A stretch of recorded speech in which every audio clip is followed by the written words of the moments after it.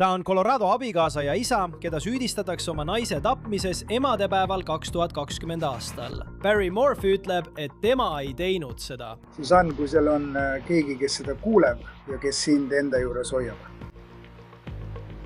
Palun, me teeme kõik, mis vaja, et sind tagasi.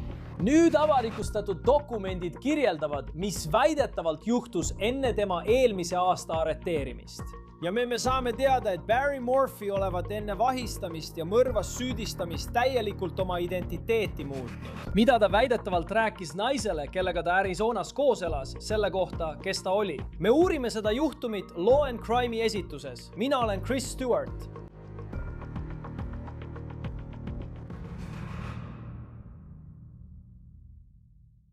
Olgu, läheme nüüd selle suure uuenduse juurde Barry Morphy juhtumis ja õigluse otsimisel tema naise Susanne'i surmaasjus. Kui oled seda lugu jälginud, siis tead, et see ulatub aastate taha, täpsemalt 6 aasta taha.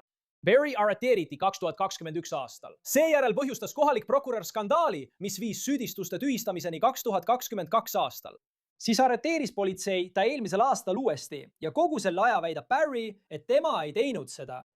Nüüd on meil mõned uued dokumendid, mis paljastavad, kuidas uurijad jälitasid Barry Morphyt ja süüdistasid teda oma isiku varjamises naise eest, kellega ta Arizona osariigis koos elas ajal, mil ta arreteeriti. Enne kui ma selleni jõuan, samuti uue võimaliku kohtuprotsessi kuupäeva ja selle, millal vandekohus võiks otsustada, kas Morphy on süüdi Susanne'i tapmises, tahan ma sind selle juhtumiga kurssi viia, sest see on pöörane. Selles loos on nii palju kihte, mis on lihtsalt uskumatult šokeerivad. Nüüd, lähme tagasi aega, kui see kõik alguse sai. Ausalt öeldes, läheme tagasi aega enne, kui see kõik 2020 aastal algas. Sest enne emadepäeva ei teadnud keegi tegelikult nime Barry Morphy, kuna tundus, et tegu oli tavalise mehega, kes elas üsna tavalist elu. Ta oli abiellus oma naise Susanne'iga. Paaril oli 2 tütart. Nad elasid Salidas, Colorados, mis, kui sa sellest kuulnud pole, siis sa pole seal ka käinud. See on kaunis lääneosa, paik, mis asub tundide kaugusel Denveri saginast ja kärast. See on tõeline paradiis looduse sõpradele.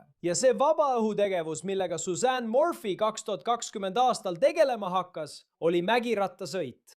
Ja emadepäeval sel aastal otsustas Susanne Morphy minna rattaga sõitma. Pärast mitut tundi hakkasid tema tütred, kes polnud sel nädalavahetusel kodus, kui Susanne Morphy kaduma läks, muretsema, sest ema polnud koju tagasi tulnud ja nad polnud temast midagi kuulnud. Nad helistasid politseisse. Nüüd, see on see, mida šerifi asetäitjad leidsid. See on kehakaamera video sellest hetkest, kui nad esimest korda Morphy koju reageerisid. Sina oled? Okei, nii et mina olen. Tütre, poiss, sõber. Okei, ja mina olen siin. Kas see on teie veoauto? Siin on minu veoauto. Vali krõps, ma ei tea, mul on siin midagi. Nii et sa pole ema üldse näinud, eks? Jah, nii et mõlemad tütred on praegu läinud. Isa on Denveris tööasjus ja nad saatsid emale sõnumi emadepäeva puhul, aga pole kuulnud temast midagi, sest sõnum pole kohale jõudnud. See pole tänasest hommikust saadik kohale toimetatud. Ja ta on suur mägirattur. Tavaliselt võtab ta oma auto, ja tema rattas on tavaliselt selle tagaosas. See on kadunud. Kas see oli lahti, kui sa siia tulid? Naaber oli siin, tema avas selle ja siis pani kinni ning läks tagasi oma majja. Tema maja on kohe seal. Ja siis tulin mina tagasi ning avasin selle, et majja sisse tulla. Olgu. Jah, kas sa oled majas ringi vaadanud? Olen küll, jah. Kõik on üle vaadatud. Jah, sa ei ole teda leidnud? Ei. Olgu. Selge, jah? Mis kell sa siia jõudsid? 6, kell 6. Ja siis ma läksin üles läbi Sissi, sest ta sõitis sinna üles. Ja ma sõitsin mööda peatänavat, ei leidnud teda. Ja siis on veel mõned kohad, mida ma võiksin kontrollida, näiteks rajad ja muud sellised asjad. Aga ma tahtsin siia tagasi tulla, et lihtsalt uuesti üle vaadata. Ja nii edasi. Kas ta on kunagi 225 peale läinud? Colorado on kohe saab. Nagu tead küll, see suur mägi, kui sa maanteelt maha tuled. Noh, tema ei ole. Ja ma ei ole seal veel kontrollinud, sest see tõus alguses on tõesti raske. Ja ma arvan, et see ei oleks tema moodi nii teha. Aga ma mõtlen, et keegi peaks sinna minema, ma arvan. Miks sa seda ütled? Nagu, ma olen väsinud, noh. Sest see on natuke hullumeelne. Okei, see on üsna hull tõus sinna üles. See pole päris õige. Sa pead oma ratast lükkama, enne kui sa saad sõitma hakata. Ja. Kas sul on juhi luba kaasas? Jah. Ma kaotan oma mikrofoni. See ongi minu isa seal. Olgu! Vaata, see on kummaline, et tema auto on ikka veel garaažis. Sa kuuled tema tütre poissõpra ütlemas, et ta tavaliselt võtab selle kaasa, kui läheb mägirattaga sõitma ja ei olnud mingeid märke sissemurdmisest. Majas ei olnud ühtegi purunenud akent. nii et praegu on ta kadunud isik. Kõik see on lihtsalt kummaline. Šerifi asetäitjad läksid Suzanne'i otsima ja lõpuks leidsid nad tema jalgratta üles. See oli vähem kui miili kaugusel tema kodust. Aga huvitav osa sellest oli see, et tema kiiver oli 0,8 miili kaugusel tema rattast.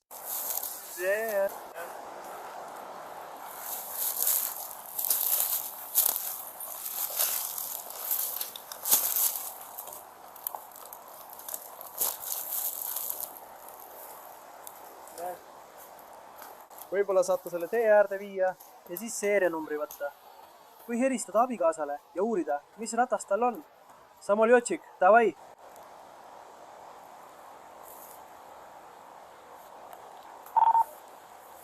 Mis on nii kaua aega võtab? Kas sa saad proovida abikaasale helistada ja uurida, mis tüüpi ratas tal on? Praegu vaatan Santa Cruzi sinist ratast.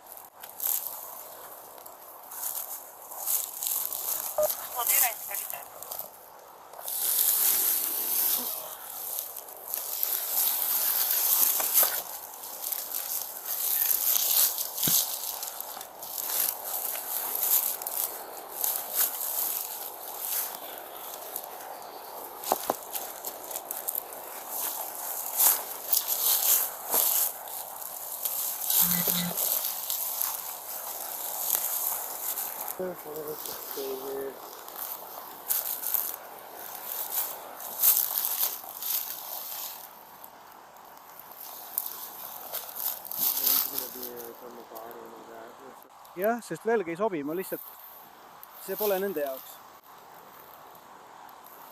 Pole paha. No, tän on üks taludisupp.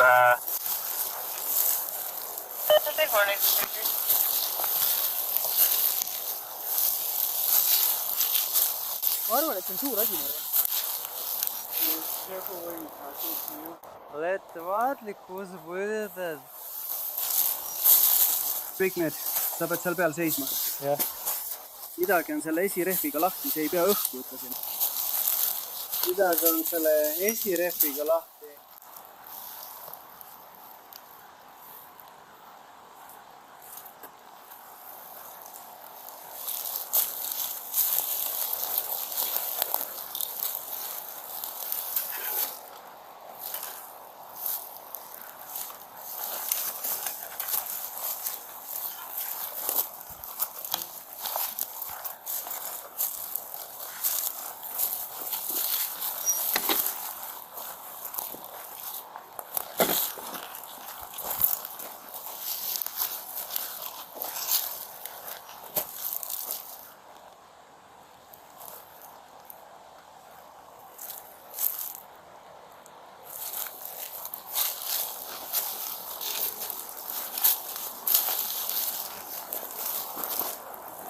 Siin astub sellesse loosse Barry Morphy õiguskaitse jaoks. Šerifi asetäitjad helistavad Suzanne'i abikaasale, kui nad selle ratta leiavad. Ja Barry, tema töötas ehituses. Tegi nagu haljastustöid. Ta oli tol hommikul vara lahkunud, et minna Denveri piirkonda tööle, mis on rohkem kui 2 tunni kaugusel. Ja ta ütles Šerifi asetäitjatele, et Suzanne magas, kui ta lahkus. See oli umbes kell 5 hommikul. Ta ütles ka, et töötas terve päeva, nii et tal polnud plaanis oma naisega rääkida. Aga siis saab ta kõne naabritelt, kes olid mures, et Suzanne on kadunud. Siin on veel kehakaamera salvestist. See on šerifi asetäitja esimene kohtumine Barry Morphyga, kui ta jõudis tagasi Salida piirkonda. Ja ma tahan, et sa kuulaksid hoolikalt, mida Barry ütleb. Kus see on? Kus see koht on? See on kohe seal. Kus see oli? See oli nagu kohe siin all, selles väikses nõlvas. Õige. Vabandust, Jeepi. Ma näen seda. Meil on siin mittenägija. Olen sinuga. Kõik saab korda. Ma hakkan seda kohe otsima. Kõik saab korda. Olen siin koos oma tütrega. Ta on kõige üleval. Hästi. Jah, sa võid sinna alla minna. Ma mõtlen, ratta asendit vaadates võis see küll avariina tunduda, aga tegelikult pole rattal eriti palju kahjustusi. See on asi. Jah. See oli lihtsalt nagu ei, ma olen otse eetris. Öösel ma ei näinud midagi sellist. Ma ei näinud midagi ja nad ei lase meil üle ääre minna. Siis me toome siia alla koera. Nüüd on paljud märkinud, kui kiiresti Barry ütles. Kas see oli mägilõvi? Võib-olla oli see selles olukorras ohumärk. see tundub olevat väga suur hüpe kadunud inimeselt kohe sellele, et kui talle on liiga tehtud, siis oleks see mägilõvi, kes Suzanne'i ründaks. Nüüd küsib šerifi asetäitja Barry käest tema päeva kohta. Ta sõidab iga päev rattaga. Ja. Ta ütles, et läheb rattaga sõitma, kui üles ärkab. nii, et ta magas voodis, kui sa lahkusid. Kas sa ütlesid talle head aega või midagi? Ei, nüüd on lihtsalt hääle. Ogo. Jäta see alati. Nii, et viimane kord, kui sa teda tegelikult nägid, oli tõenäoliselt täna hommikul. See oligi kõik, eks? Jah? Jah, ma olen olnud Greenvillis. Mul oli suur töö õigel ajal. Ma olen seal terve päev olnud. Vaata ette. Vabandust. Ma pean rahunema. Ei, kõik on korras, mees. Anname endast parima. Kas nad kontrollisid maja? Nad sõid, kas sa vaatasid maja läbi? Jah, nad said maja kätte ja mida me teeme on see, et hoiame inimesi majast eemal, sest kui koer tuleb, tahavad nad lõhna võtta majast. Nad ei taha seda lõhna rikkuda. Nii, saame hakata proovima. Ja ma kõndisin siia üles. Nagu ma ütlesin, ma ei näinud midagi ebatavalist. Mitte miski ei paistnud silma. Ma mõtlen, kas ta sai viga, et ta ei suutnud mäest üles ronida. Aga see ongi asi. Kui me siia tulime, oli ikka veel päevavalguseks. Nii et oli täpselt siin. Keegi oleks seda kergesti märganud, saad aru. Sest see oli sõna otseses mõttes kohe siin all. See oligi see. Ma mõtlen, kui meie seda tulles nägime, oleks keegi teine kindlasti ka seda näinud, saad aru.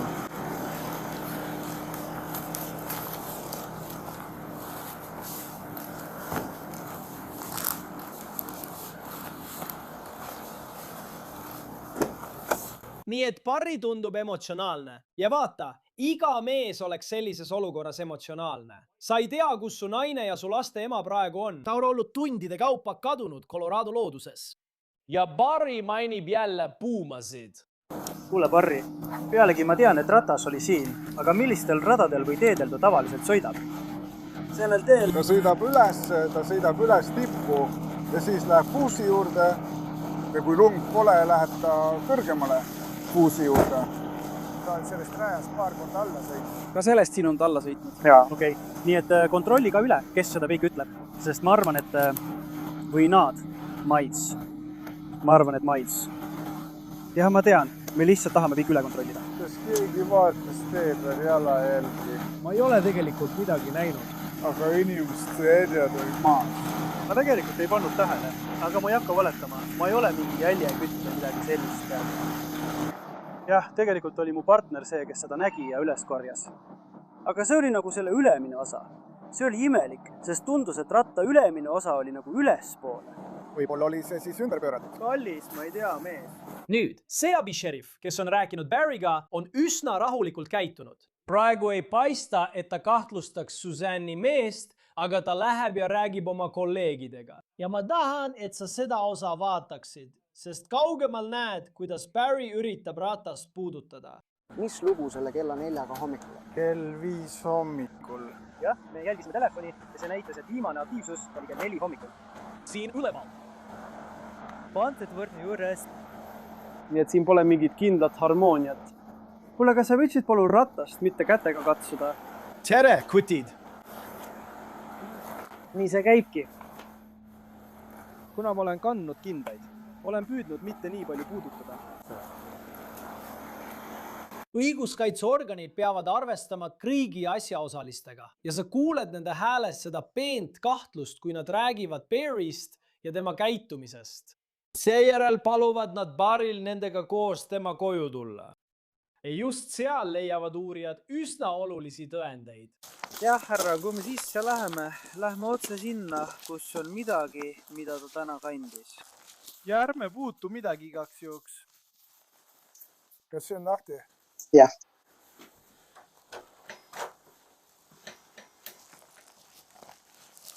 Kummale poole see läks? Siia poole? Ei.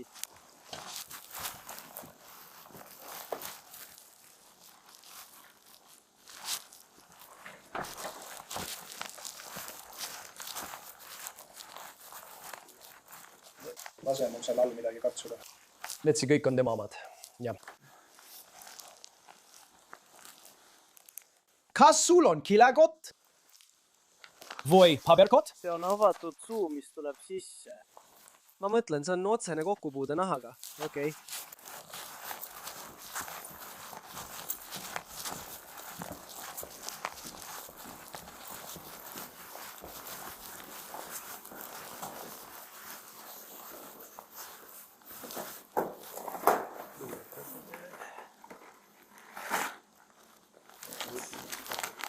ei, ühest peaks täiesti piisama.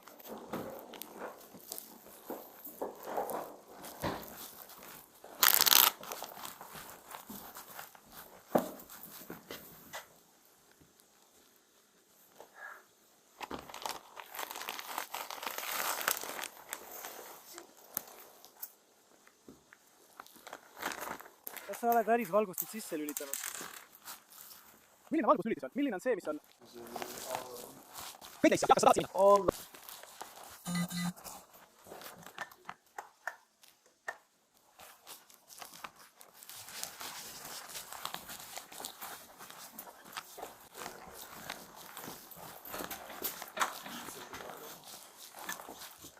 Aitäh!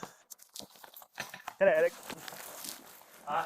Kas ma võiksin Anthony, see on PT seal, kui me tagasi jõuame?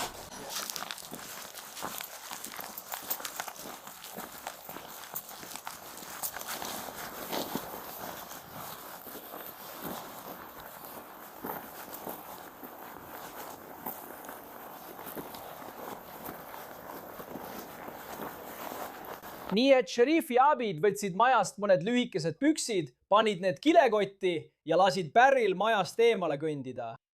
Aga kuulake seda hetke siin ja mida šerifi abid omavahel räägivad, et need lühikesed püksid võivad tähendada midagi enamat kui lihtsalt Suzanne'ile kuulunud rõivaesse. Sa võtsid tema lühikesed püksid, sest ma olen mägirattaga sõitnud. Nagu need polsterdatud lühikesed püksid, mida sa mäletad. Ja. Nii et mul tekkis küsimus. Jah, ma nägin seda. Ma arvan, et need olid 2 rattapükse. See šerifil olid selles kotis käes maastiku rattapüksid. Ja need on just sellised püksid, mida keegi kannaks, kui ta läheb maastikurattaga sõitma. Miks olid siis püksid kodus, mitte Suzanne'i juures, kes tol päeval rattaga sõitma läks? Loomulikult võis tal olla rohkem kui 1 paar rattapükse, aga juba ainuüksi šerifite toonist on kuulda, et nad hakkavad Barry Morphy suhtes kahtlustama. Räägime siis Barryst tol päeval ja sellest, kuhu ta väidetavalt läks enne, kui Suzanne väidetavalt kaduma jäi. Ta ütles, et oli tööreisil. Ta ütles, et lahkus tol hommikul vara enne koitu. Aga uurijad rääkisid tema töökaaslasega ja siin lähevad asjad veidi imelikuks, sest see töökaaslane ütles, et nad pidid Denveri lähedale minema alles pühapäeva õhtul. Ja töötaja ning Barry pidid tegelikult koos sõitma, aga Barry otsustas omal käel tol hommikul vara üles tõusta ja lahkuda umbes kell 5. Töökaaslane ütles siis, et kui ta lõpuks Denverisse jõudis, polnud Barry toonud ühtegi tööriista, mida selle töö jaoks vaja oli. Ja pärast seda, kui ta Denverisse oli jõudnud, polnud ühtegi töötundi tehtud. Nüüd, pärast valvekaamerate vaatamist, ütlevad šerifi asetäitjad, et Barry Morphy veetis tööobjektil vähem kui pool tundi. Ta veetis päeva väidetavalt linnas ringi sõites 2,5 tundi oma kodust eemal. Ja võimud väitsid, et ta sõitis ringi ja viskas esemeid prügikastidesse. Siis oli üks hotell, kus Barry ja tema töökaaslane pidi ööbima. Ja juba 2020 aastal ütles see töökaaslane Daily Mailile, et ta läks hotelli tuppa, kus Barry peatus. Ja seal oli kloorilõhn, mida hotellitöötajad pidasid kummaliseks, sest esiteks pole selles hotellis basseini, mitte ühtegi sellist sisebasseini, mis terve koha klooriga üle ujutaks. Aga ka koristajad väidetavalt ütlesid, et nad ei kasuta tubade puhastamiseks kloori. Miks see siis seal oli? Ja pea meeles, me oleme nüüd aastas 2026. See kloor võib tõesti olla jahmatav vihje. Kui me nüüd vaatame Morphiuste pilte, siis on tõsielu kuritegude lugudes klišee öelda, et nad nägid välja nagu ideaalne perekond. Aga ausalt öeldes, kui sa neid pilte vaatad, siis tundub, et see oli paar, kes tõesti armastas teineteist. Nad elasid oma unistust. Nad olid selles kaunis piirkonnas. Sa nägid neid, kui nad koos Barryga maja läbi otsisid. Ma mõtlen, see maja näeb tõeliselt vinge välja. Barry ütles uurijatele, et tal oli Suzanne'iga suurepärane abielu. Väidetavalt oli see, õiguskaitseorganite sõnul, vale. Nii et ma tahan tagasi minna kehakaamera videole, mis meil on päevast, mil Suzanne kuulutati kadunuks. Ja šerifi asetäitjad räägivad ühe Morphew tütarde poissõbra ja tema isaga. Ja šerifi asetäitja küsib Morphew abielu kohta. Ja seda ütles ühe nende tütre poissõber. Ma tean, et see on veider küsimus, aga kas Barry ja Suzanne saavad omavahel hästi läbi? Sa võid ise oma küsimusele vastata. tead, ma arvan, et neil on olnud mõningaid probleeme. jaa, nagu lihtsalt tavaline. Mehe ja naise tüüpi. tehing. Nad räägivad lahkuminekust või millestki sellisest. Neil on... Jah. Ma teeksin seda Jah. ja sa tead seda Macy kaudu, jah? Ma olen temaga väga lähedane. Jah. On oluline, et sa istuksid maha ja räägiksid neile kõik, mida tead. Ma tean, just nii. Jah. Ja ta on Denveris töö pärast. Ta on nagu maastikukujundaja ja tal on Denveris suur töö. Praegu ta ongi seal. Ja mina nägin oma vanemat õde Malorit maantereisil. Seal, kus nad nüüd on. Lõpuks sai politsei kätte mobiiltelefonide andmed. Ja need andmed paljastasid mõningaid probleeme sõnumites, mis Morfidel väidetavalt olid. Uurijad leidsid väidetavalt, et Barry oli kustutanud sõnumivahetuse oma naisega, mis sisaldas ekraanipilti Suzanne'i sõnumist, kus oli kirjas "Mul on kõik". Mind ei huvita, millega sa tegeled või oled tegelenud juba aastaid. Me peame selle lihtsalt rahumeelselt lahendama. Uurijate sõnul oli Suzanne'il suhe kellegagi, kes elas väljaspool Colorado osariiki. Tõde on see, et kui vaadata sõnumeid, siis see polnud õnnelik abielu. Barry väidetavalt uurijatele ütles, see oli abielu, mis lagunes. Ja nüüd, kui sa oled uurija ja püüad välja selgitada, mis siin juhtus, kas see naine kadus kuriteo tõttu, siis võib sul olla motiiv olemas. Samal ajal, kui uurijad seda välja selgitavad, ei varjanud Barry enda avalikkuse eest. Tegelikult astus ta kaamerate ette. Ta kutsus inimesi vihjeid andma. Ta palus avalikkuselt teavet, mis võiks aidata tema naise koju tuua. Susanne, kui keegi seal väljas kuuleb seda, kelled sa oled? Palun, me teeme kõik, mis vaja, et sind tagasi tuua. Nii et mobiiltelefonid on selle juhtumi puhul tõesti olulised, sest need ei näita ainult mõningaid sõnumeid, mis viitavad lagunevale abielule. Uurijad ütlevad, et mobiiltelefonid näitasid palju enamat. Nii et Barry Morphy näib olevat väidetavalt oma mobiiltelefoni välja lülitanud 9. mail kell 14.47. Seejärel lülitab ta selle uuesti sisse kell 22.17. 9. mai on päev enne seda, kui Suzanne'ist teatati kadununa. Suzanne'i elektroonika näitas tema viimast aktiivsust umbes kell 14.11 pärastlõunal. Barry telefon lülitub seejärel välja umbes kell 16. Järgmisel päeval kell 4.37 hommikul lülitub see uuesti sisse kell 5.37, kui ta oli teel Denverisse sellele väidetavale tööreisile.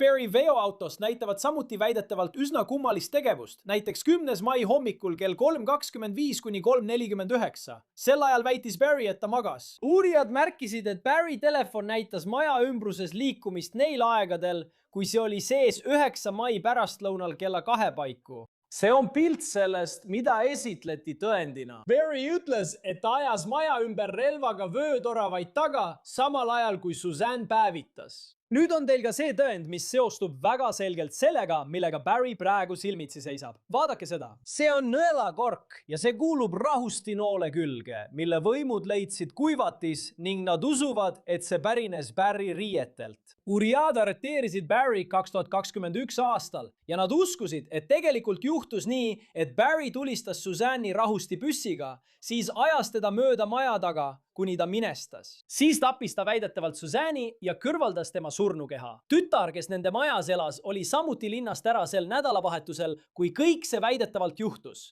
Nende teine tütar oli ülikoolis, nii et ka tema polnud kodus. Nii et sa kuuled seda kõike. Ja jällegi, me oleme tagasi aastates 2021-2022 sellel hetkel. Ja ükskõik kui kahtlaseks sa Barry tegevust Suzanne'i kadumise ajal ka ei peaks, olgem ausad, see oli kaudsetel tõenditel põhinev juhtum. Me ei teadnud, mis Suzanne'iga juhtus. Oli palju tõendeid, mis suunasid uurijad Barry Morphy poole, kuid sel hetkel oli see ikkagi suur mõistatus.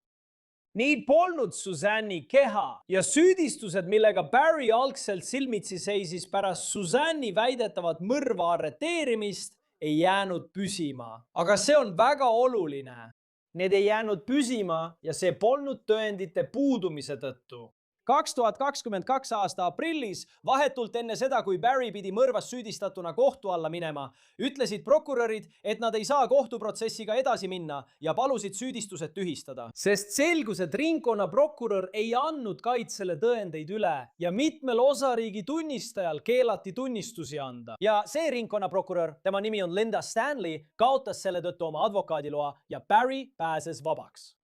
kuid kohtunik ütles, et prokurörid võivad ühel päeval süüdistused uuesti esitada. Nii et sel hetkel Barry Morphy vastu süüdistusi ei esitatud. Ta oli vaba mees. Ja polnud selge, mis Suzanne'iga juhtus. Polnud selge, kas Barryle esitatakse kunagi uuesti süüdistusi. Kõik muutus selles loos oluliselt. 22. september 2023. See on päev, mil Suzanne Morphew keha leiti madalast hauast mõnisada meetrit maanteest eemal. Uurijate sõnul leiti enamik tema luid, kuid need olid märkimisväärselt pleekinud. Pleekinud võib tähendada mitut erinevat asja. Meil on saates regulaarselt külaliseks Joseph Scott Morgan. Ta on endine kohtumeditsiini ekspert. Tead, tõesti üks suurimaid nimesid, kui rääkida surmajuhtumite uurijatest tõsielu kuritegude maailmas. Ja me rääkisime sellest ühes eelmises episoodis ning ta ütles, et päikese käes võivad luud pleekida. Aga sa mõtled ka sellele vihjele, millest Daily Mail kirjutas selle hotelli töökaaslase kohta Denveri lähedal. See kloorilõhn hotellitoas. Kas Barry oleks võinud väidetavalt proovida kuritegu varjata valgendi abil? Me ootame endiselt prokuröridelt selle osa kohta rohkem teavet. Nüüd ütlevad šerifi asetäitjad, et koos tema luudega leiti Suzannelt ka vähiraviport, mille kaudu patsiendid saavad ravimeid nagu tilguti kaudu, samuti rattariided, mida ta oli tuntud kandma. Nii et süüdistus, millega Barry nüüd silmitsi seisab, väidab, et riietel puudusid lagunemise tunnused, mis nende arvates tähendab, et ta ei kandnud neid riideid ajal, mil tema keha lagunes. Ja puudusid tõendid, mis viitaksid sellele, et koht, kus ta leiti, oli algne matmispaik, kus ta lagunes. Tsitaat. Kohtuarstlik antropoloog avaldas arvamust, et nende tegurite põhjal on ebatõenäoline, et Suzanne lagunes värskest kehast luustikuks just selles kohas. Tsitaadi lõpp. See oli taas suur areng selles juhtumis 2023 aastal. Aga nüüd, kui vaatame süüdistust, millega Barry Morphy praegu silmitsi seisab, võib selles juhtumis olla kujundlikult öeldes otsustav tõend. Ja see on raustav keemiline kokteil nimega Bam Bam. Lahkamisel leiti seda Suzanne'i säilmetes. See on rahusti, mida sageli kasutatakse loomadel. Nüüd, pidage meeles, et esialgses kohtuasjas, millega Barry Morphy silmitsi seisis, oli prokuröride väidetav narratiiv see, et Barry kasutas Suzanne'i peal rahustit. See näib nüüd seda väidet potentsiaalselt toetavat. Ausalt öeldes pani järgmine osa mind esimest korda seda lugedes suu lahti vajuma. Sest 2020, aastal kui Suzanne väidetavalt mõrvati, oli Ameerika Ühendriikides ainult üks ettevõte, mis seda keemilist segu tootis. Bam! Ja keegi sai seda ainult siis, kui tal oli veterinaararsti retsept. Nüüd on oluline märkida, et Barry ja Suzanne kolisid 2018. aastal Indianast Coloradosse. Ja tol ajal töötas Barry hirvekasvatajana, nagu süüdistuses märgitakse, ning ta ostis BM-i 2018. aastal, enne kui nad Coloradosse kolisid. Uurijad vaatasid, kes veel ümbritsevates maakondades oli BAM-i ostnud. Ja see osa on tõeliselt jahmatav. Andmed näitasid veel, et ükski teine eraisik ega eraettevõte üheski ümbritsevas maakonnas polnud aastatel 2017 kuni 2020 BAM-i retsepte ostnud. Peel kohalike pargiteenuste oli Barry Morphy ainus, kellel oli teadaolevalt see aine, mis leiti tema naise säilmetest. Ja prokurörid kirjutavad paksus kirjas. Lõpuks näitavad retseptiregistrid, et kui Suzanne Morphy kadus, oli kogu selle piirkonna ainus eraisik, kellel oli ligipääs BAM-ile, Barry Morphy. Suur žürii esitas Barry Morphy'le süüdistuse tema naise Suzanne'i väidetavas mõrvas. Ja nüüd saame teada, mis toimus Barry vaistamisele eelnenud kuudel. Denveri KMJH TVL on uued kohtudokumendid, mis näitavad, et 2025 aasta veebruaris, mis on mitu kuud enne Barry arreteerimist juunis, võttis Colorado õiguskaitseorgan ühendust oma kolleegidega Arizonas ja palus abi kellegi jälitamisel, kes elas nende osariigis. Ja see oli Barry Morphy. Nad said isegi orderi, mis lubas neil paigandada Barry autole GPS-jälgija. Nüüd Barry, mis puudutab tema isiklikku elu, siis väidetavalt oli ta Arizonas alustanud justkui uut elu, puhtalt lehelt, sest need süüdistused olid tühistatud. Ta elas tegelikult ühe naisega koos oma arreteerimise ajal, 2024 aasta juunis. Ta võeti vahi alla liikluspeatuse käigus. Ja see on video tema vastuvõtust kohalikus šerifi kontoris. Huvitav pööre on see, et naine, kellega ta koos elas, väidetavalt ütles uurijatele, et Barry ütles talle, et tema nimi on midagi muud kui Barry. Ta kasutas nime Lee Moore. aga ta ütles, et 5 päeva enne tema arreteerimist avaldas Barry talle väidetavalt oma päris nime. Ja ta ütles talle ka, et tema naine rööviti Colorados. Kui Barry oleks talle oma päris nime andnud, oleks lihtne Google'i otsing ilmselgelt näidanud, kes ta on ja milles teda kunagi süüdistati. Võib-olla tahtis ta seda osa oma elust varjata, sest kui naine oleks seda tema kohta teadnud, oleks see suhte alustamisel ilmselt takistuseks saanud. Aga teisest küljest ütles naine politseile, et ta kohtus Barryga 2024 aasta detsembris ja nad kolisid kokku 2025 aasta mais. Miks ta siis väidetavalt tunnistas oma päris nime talle alles 5 päeva enne arreteerimist? Kui Barry Colorado osariiki tagasi jõudis, ilmus ta kohtu ette. See oli tagasi 2025, aastal pärast tema arreteerimist ja kui ta Colorado osariiki tagasi jõudis, naeratas ta laialt kellelegi saalis. Nüüd on vähemalt üks tema tütardest jäänud tema kõrvale, olles isa toeks kogu Suzanne'i surma uurimise vältel. Ja arvatakse, et just ühele tütardest ta naeratas. Enamikul mõrvas süüdistatavatest ei lubata kohtuprotsessi oodata vanglast väljas. Aga seekord suutis Barry Morphy kautsjoni maksta. Alguses määras kohtunik selles asjas Morphy kautsjoniks $3 miljonit ainult sularahas. Seda on väga raske täita. Kuid siis muudeti kautsen eelmisel sügisel tagadiskautsjoniks ja see avas Barry jaoks võimaluse vanglast välja saada, mida ta suutis teha mõni nädal hiljem, septembris. Praegu on ta elektroonilise järelevalve all ja me just saime teada, kui kaua võib minna, kuni näeme Barry Morphy kohtuprotsessi algamas. Barry ilmus sel nädalal Colorado kohtusse virtuaalselt. Morphy pidi algselt minema kohtu alla selle aasta oktoobris, kuid tema kaitsjad soovivad rohkem aega. Nad taotlesid kohtuasja edasilükkamist, kuna nende sõnul on vaja läbi vaadata tohutu hulk tõendeid. Prokuratuur oli sellele vastu. Nad viitasid Suzanne'i õdedele-vendadele, kes on mures, et Barry võib põgeneda. Samuti on nad mures ajakava pärast. Nad ütlevad, et neil olid juba plaanid olla selleks kohtuprotsessiks Colorados, olenemata sellest, kui kaua see oktoobris kestab. Ja siis rääkisid nad ka sellest, kui piinarikas on selle kõigega tegeleda, kui see aina kestab ja kestab. Kohtunik asus kaitse poolele. Ja nüüd ei pruugi Barry kohtuprotsess alata enne 2027. Aasta kesk- või suveosa. Ja advokaadid lähevad järgmisel kuul uuesti kohtusse, et arutada, millal see kohtuprotsess tegelikult alata võiks. Sellega on saade On the Case, mida esitleb Law and Crime läbi. Tellige meid YouTube'is ja Spotify's. Samuti oleme saadaval ka Peacockis. Mina olen Chris Stewart. Näeme järgmine kord.